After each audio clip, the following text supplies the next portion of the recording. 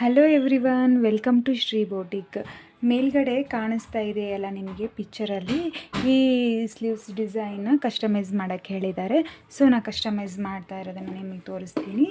ಒಂದು ಕ್ಯಾನ್ವಾಸ್ ಪೇಪರಲ್ಲಿ ಈ ಥರ ನೀವು ಶೇಪ್ನ ಕಟ್ ಮಾಡ್ಕೊಂಬಿಟ್ಟು ಒಂದು 1/4 ಇಂಚಷ್ಟು ಎಕ್ಸ್ಟ್ರಾ ಬಟ್ಟೆನ ಕಟ್ ಮಾಡ್ಕೊಳ್ಳಿ. ಕಟ್ ಮಾಡ್ಕೊಂಡು ಒಂದು ಸ್ಟಿಚಸ್ನ ಹಾಕ್ಕೊಂಡು ಈ ಥರ ಕಂಪ್ಲೀಟ್ ಕರು ಶೇಪಲ್ಲೆಲ್ಲ ಈ ಥರ ನೀವು ಕಟ್ಟಿಂಗ್ಸ್ನ ಹಾಕೋಬೇಕಾಗುತ್ತೆ.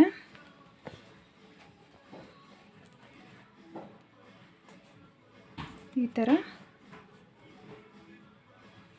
ಟರ್ನ್ ಮಾಡ್ಕೋಬೇಕು. ನೋಡ್ತಾ ಇದ್ದೀರಲ್ಲ, ಇದು ಸ್ಲೀವ್ಸಲ್ಲಿ ಏನಿದೆಯಲ್ಲ ಕರ್ವ್ ಶೇಪ್ ಅನ್ನೋದು ನಿಮಗೆ ಇಲ್ಲಿ ಬರುತ್ತೆ. ಸೊ ಇದನ್ನು ಈಗ ಸ್ಟಿಚ್ ಮಾಡ್ಕೋಬೇಕು.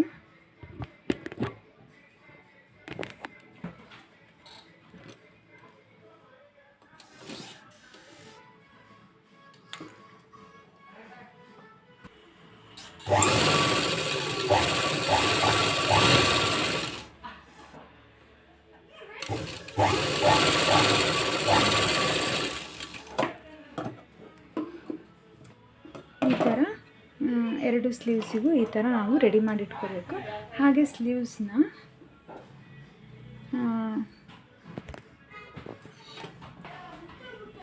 ಈ ಥರ ಲೈನಿಂಗ್ನ ವಿ ಶೇಪಲ್ಲಿ ಕಟ್ ಮಾಡಿಬಿಟ್ಟು ಟರ್ನ್ ಮಾಡಿ ಇಟ್ಕೊಂಡಿದ್ದೀನಿ ನಾನಿಲ್ಲಿ.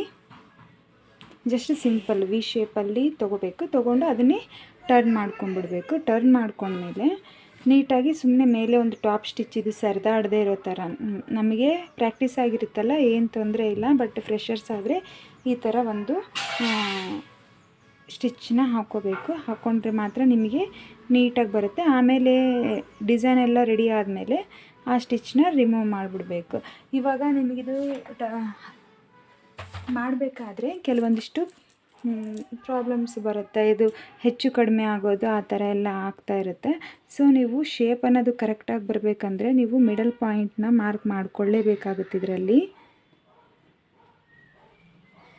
ಕ್ಯಾನ್ವಾಸಿನ ಮಿಡಲ್ ಪಾಯಿಂಟ್ ಏನಿರುತ್ತೆ ಅಲ್ವಾ, ಅದನ್ನು ಮಾರ್ಕ್ ಮಾಡ್ಕೋಬೇಕು. ಹಿಂಗೆ ಇದು ಎಕ್ಸಾಕ್ಟ್ ಮಿಡಲಿಗೆ ಬರೋ ಥರ ನೀವಿಲ್ಲಿ ಇದನ್ನು ಅಡ್ಜಸ್ಟ್ ಮಾಡಿಕೊಂಡ್ರೆ ಶೇಪ್ ಅನ್ನೋದು ತುಂಬ ಚೆನ್ನಾಗಿ ಬರುತ್ತೆ. ನೋಡಿ ಎಷ್ಟು ನೀಟಾಗಿ ಬಂದಿದೆ ಅಂತ. ನಿಮಗೆ ಸ್ಟಿಚ್ ಮಾಡೋಕ್ಕೆಲ್ಲ ಅನುಕೂಲ ಆಗಬೇಕು ಅಂದರೆ ಒಂದೆರಡು ಪಿನ್ಸ್ನ ಈ ಥರ ಹಾಕೊಂಬಿಡಿ. ಇಲ್ಲಿ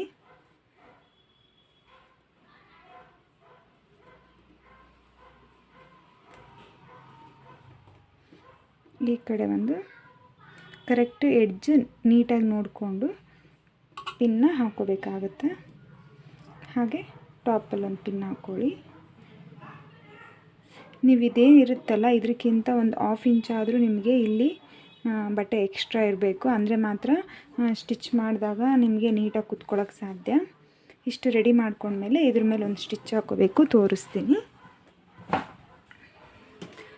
ನೀವು ಸ್ಟಿಚ್ ಹಾಕೊಳ್ಳೋಕ್ಕಿಂತ ಮುಂಚೆ ಕಂಪ್ಲೀಟಾಗಿ ಇಲ್ಲಿಂದನೇ ಸ್ಟಾರ್ಟ್ ಮಾಡಿಬಿಡ್ರಿ. ಅಂದರೆ ಫಿನಿಶಿಂಗ್ ಅನ್ನೋದು ತುಂಬ ನೀಟಾಗಿ ಬರುತ್ತೆ. ಇಲ್ಲಿಂದ ಸ್ಟಿಚ್ ಹಾಕಬೇಡಿ, ಇಲ್ಲಿಂದನೇ ಸ್ಟಿಚ್ ಹಾಕ್ಕೊಂಡು ಬನ್ನಿ.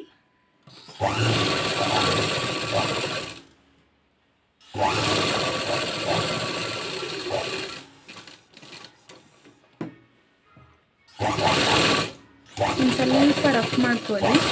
ಈ ಎಡ್ಜ್ ಅನ್ನೋದು ಬಿಚ್ಚೋಗಬಾರ್ದು, ಅದಕ್ಕೋಸ್ಕರ ಒಂದು ಸ್ವಲ್ಪ ರಫ್ ಮಾಡ್ಕೋಬೇಕಾಗುತ್ತೆ. ಇಲ್ಲಿ ಒಂದು ಸ್ಟಿಚ್ನ ಸ್ಟ್ರೈಟಾಗಿ ಹಾಕ್ಕೊಂಡು ಮತ್ತೆ ನೀವು ಈ ಥರ ಟರ್ನ್ ಮಾಡ್ಕೋಬೇಕಾಗುತ್ತೆ.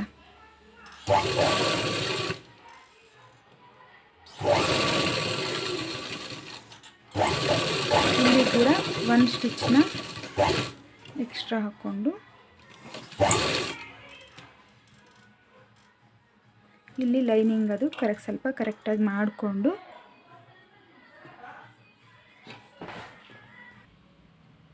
ಲೈನಿಂಗ್ನ ಈ ಥರ ನೀಟಾಗಿ ಸರಿ ಮಾಡ್ಕೊಳ್ತಾ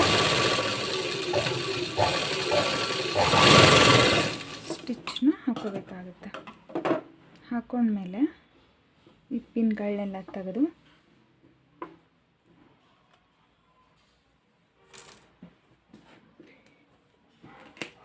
ಇಲ್ಲಿ ಒಂದು ಎಕ್ಸ್ಟ್ರಾ ಹಾಕ್ಕೊಂಡಿರ್ತೀರಲ್ವ, ಇದನ್ನು ರಿಮೂವ್ ಮಾಡಿಬಿಡಿ. ಇವಾಗ ನೀವು ಏನೇ ಡಿಸೈನ್ ಬ್ಲೌಸಸ್ ಹೊಲಿದ್ರೂ ಫಿನಿಶಿಂಗ್ ಅನ್ನೋದು ತುಂಬ ಇಂಪಾರ್ಟೆಂಟ್ ಆಗುತ್ತೆ. ಬರೀ ಡಿಸೈನ್ಸ್ ಬರುತ್ತೆ ಅಂತ ಹೊಲಿದ್ಬಿಟ್ರೆ ಫಿನಿಶಿಂಗ್ ಚೆನ್ನಾಗಿ ಬಂದಿಲ್ಲ ಅಂದರೆ ನೀವು ಮಾಡಿದ ಡಿಸೈನ್ ವೇಸ್ಟ್ ಆಗುತ್ತೆ. ಸೊ ಏನೇ ಕಲಿತ್ರು ನೀವು ಫಿನಿಶಿಂಗಲ್ಲಿ ಫಿನಿಷ್ ಮಾಡೋ ಥರ ಬ್ಲೌಸ್ನ ಕಂಪ್ಲೀಟ್ ಮಾಡೋ ಥರನೇ ಕಲ್ತ್ಕೋಬೇಕಾಗತ್ತೆ.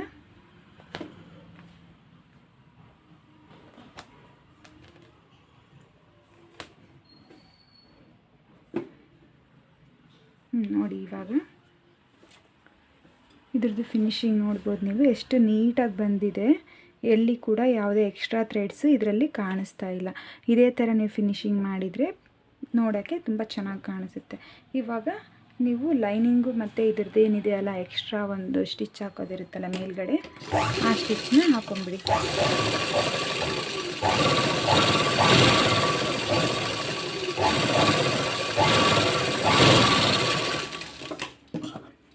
ಈ ಎಕ್ಸ್ಟ್ರಾ ಏನಿರುತ್ತಲ್ಲ ಕ್ಲಾತ್ನ ಈ ಥರ ನೀಟಾಗಿ ಕಟ್ ಮಾಡ್ಕೊಂಬಿಡಬೇಕು. ಇದನ್ನು ಅಷ್ಟೇ ಒಂದು 3/4 ಇಂಚಷ್ಟು ಬಿಟ್ಟು ಎಕ್ಸ್ಟ್ರಾ ಏನಿರುತ್ತಲ್ಲ ಅದನ್ನು ಕೂಡ ನೀಟಾಗಿ ಈ ಥರ ಕಟ್ ಮಾಡ್ಕೊಂಬಿಡಿ. ಇಲ್ಲಿ ನೀವೇನು ಮಾಡಬೇಕು ಅಂದರೆ ಓವರ್ಲಾಕ್ ಮಾಡ್ಕೊಂಬಿಡ್ಬೇಕು. ಓವರ್ಲಾಕ್ ಇಲ್ಲಾಂದರೆ ಈ ಥರ ಟರ್ನ್ ಮಾಡಿ ಮಡಚಿ ಹೊಲ್ಕೊಳ್ಳಿ. ಓವರ್ಲಾಕ್ ಇದೆ ಅನ್ನೋರು ಓವರ್ಲಾಕ್ ಮಾಡ್ಕೊಂಬಿಟ್ರೆ ನಿಮಗೆ ಇದು ಸ್ಲೀವ್ ಡಿಸೈನ್ ಕಂಪ್ಲೀಟ್ ಆಯಿತು. ನಿಮಗೆಲ್ಲ ಈ ವಿಡಿಯೋ ಹೇಗೆ ಅನ್ನಿಸ್ತು ಅಂತ ಕಾಮೆಂಟ್ ಮಾಡಿ. ಯಾರಿಗೆಲ್ಲ ಇಷ್ಟ ಆಗಿದ್ರೆ ಲೈಕ್ ಮಾಡಿ. ಹಾಗೆ ಯಾರಾದರೂ ಹೊಸದಾಗಿ ನನ್ನ ಚಾನಲ್ನ ನೋಡ್ತಾ ಇದ್ದರೆ ಪ್ಲೀಸ್ ಸಬ್ಸ್ಕ್ರೈಬ್ ಮಾಡ್ಕೊಳ್ಳಿ. Thank you.